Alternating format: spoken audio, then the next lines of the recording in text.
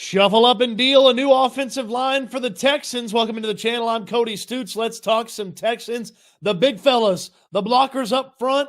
Well, there's another change on the horizon for this team. We'll talk about that on the video. And should there be more changes along this offensive line to help improve the rushing attack, the passing attack, the totality of the entire offense? Would appreciate a thumbs up on the video. Subscribe to the channel if you haven't already. Let's talk about the big fellas, the blockers, the road graders, the pass protectors, the offensive line of the Houston Texans. Far from the Great Wall of Houston, but successful enough at keeping C.J. Stroud upright.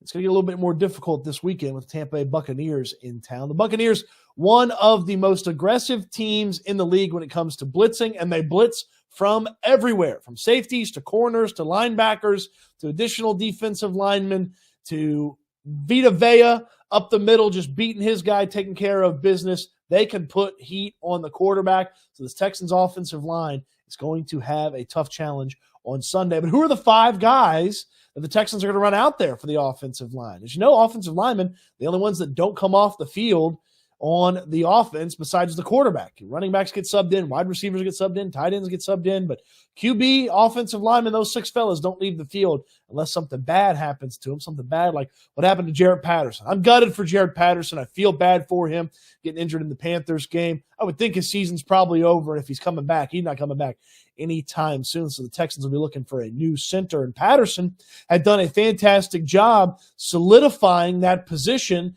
after two injuries, stopped the Texans from playing the guy that they were going to play. Scott Quessenberry began training camp as the starting center. He got hurt in training camp. Juice Scruggs got hurt at the end of the preseason, filling in for Quessenberry, and so that led to Patterson, the late-round pick, filling in. And just last week, Bobby Slowick had a tremendous amount of praise for him and how difficult the center position is and how important the center position is. Chris Strasser, the offensive line coach, has told me that really when you can dial down who the center is and trust those guys, it really unlocks the potential of an offensive line. D'Amico Ryans called Patterson a staple of what they've been doing, and it stinks that he's no longer there. So who's going to replace him? Well, let me tell you who wasn't practicing for the Texans and who's not an option for this offensive line right now. That's Juice Scruggs. Juice Scruggs, with the hamstring injury, remains on the injured reserve. So still on the injured reserve for Juice Scruggs. I would guess that he's close to coming back, but the hope and the thought was that he could be back for Atlanta. Well, that was weeks ago now. So if you get anything out of Juice Scruggs at this point, it may be a bit of a bonus. He's got to practice before they play him in a game. He did not practice on Wednesday, so the injured reserve is still where he remains. He's not an option to fill in at that center position, so you turn the thing over to Michael Deiter. Michael Deiter was the veteran offensive lineman that the team signed in the offseason. At the end of training camp, at the end of the preseason, they cut Deiter, had him on the practice squad, and then he's been back on the active roster for a few weeks now. He's got guard and center versatility, and of course he played a little left guard for this team towards the end of the preseason, and then filled in at left guard when George Fant got hurt and they moved Josh Jones out to right tackle when he was playing left guard, so the Deiter filled in for him. So Deiter's now the fourth center for this team this year. Now, second in the regular season, but fourth center this year. And then you look at the left guard spot. You look at who it was supposed to be, and then just really in the season, since the season got going, you've had Josh Jones play left guard. You've had Kendrick Green play left guard. I mentioned Michael Deiter play a little bit of left guard.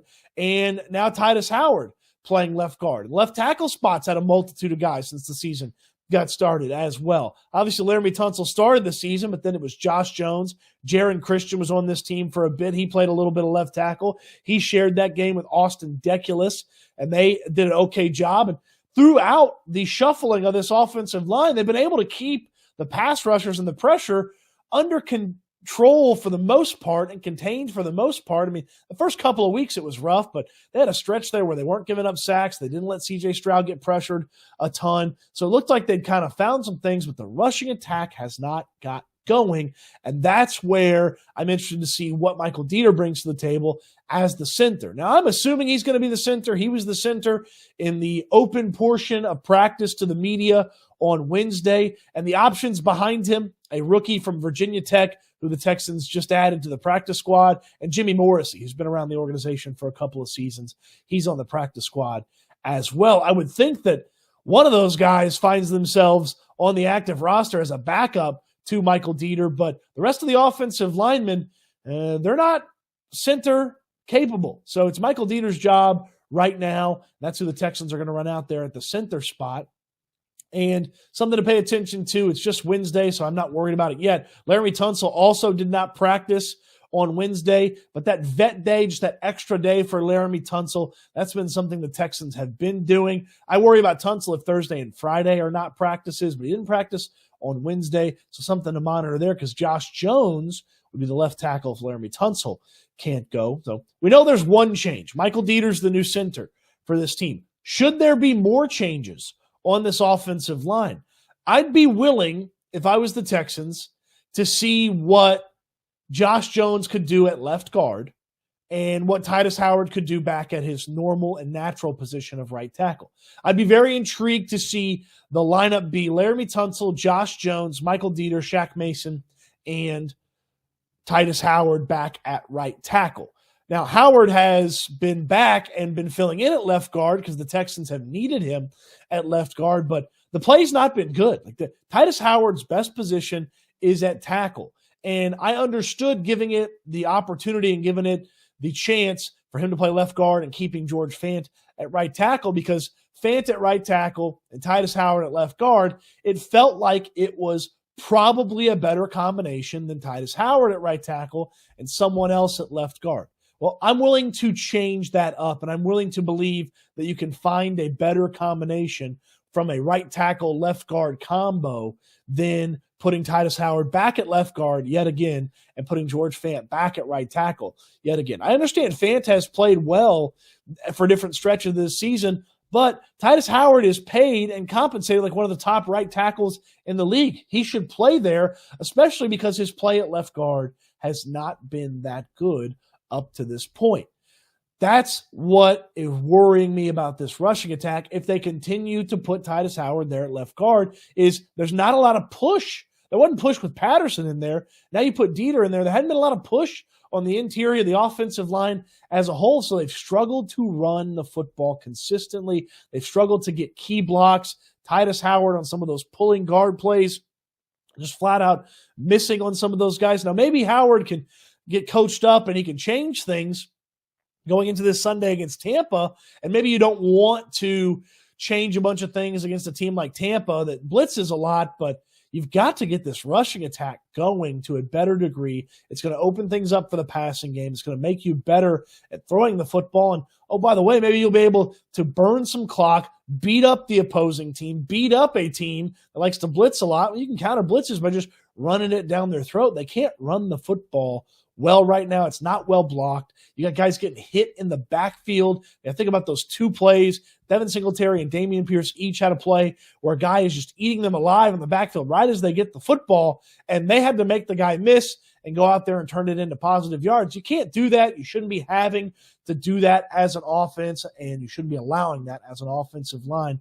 Just one change right now, because the offensive line at Texans practice on Wednesday, Josh Jones in for Laremy Tunsil, but I believe Tunsil will be healthy, practice Thursday, Friday, play Sunday. And then Titus Howard back at left guard, new center Michael Deiter, Shaq Mason at right guard, George Fant at right tackle. I would be interested in seeing Laremy Tunsil at left tackle, Josh Jones at left guard, Michael Deiter at center, Shaq Mason at right guard, and Titus Howard making his right tackle debut for this season, back at the position that earned him the lucrative contract that the Texans gave him in the preseason. That's what I'd like to see on Sunday. I believe in that group, and if we don't see that, then perhaps the Texans just don't believe in that grouping and being able to run the football and protect C.J. Stroud. The rushing attack doesn't have to be number one. It doesn't have to be as good as what you see from San Francisco and Miami, two other Shanahan-style offenses, but it's got to be much better than what we've seen up to this point. And I believe that change in the offensive line at both center and left guard could have the Texans running the football better. And really, at this point, why wouldn't you try it? Because what you've been doing has not been working. The Texans seem content to try it once again against a tough Tampa Bay Buccaneers defense this Sunday. What do you think? Should the Texans change things up on the offensive line more than just inserting Michael Deiter in for the injured Jarrett Patterson? Would you like to see Titus Howard back at right tackle? Let me know in the comment section down below. We love talking in the comment section on the videos. On your way down to the comment section, hey, check out the description as well as check out that thumbs up button and subscribe to the channel if you haven't already. Appreciate you watching the video. Can't wait till we talk Texans again soon.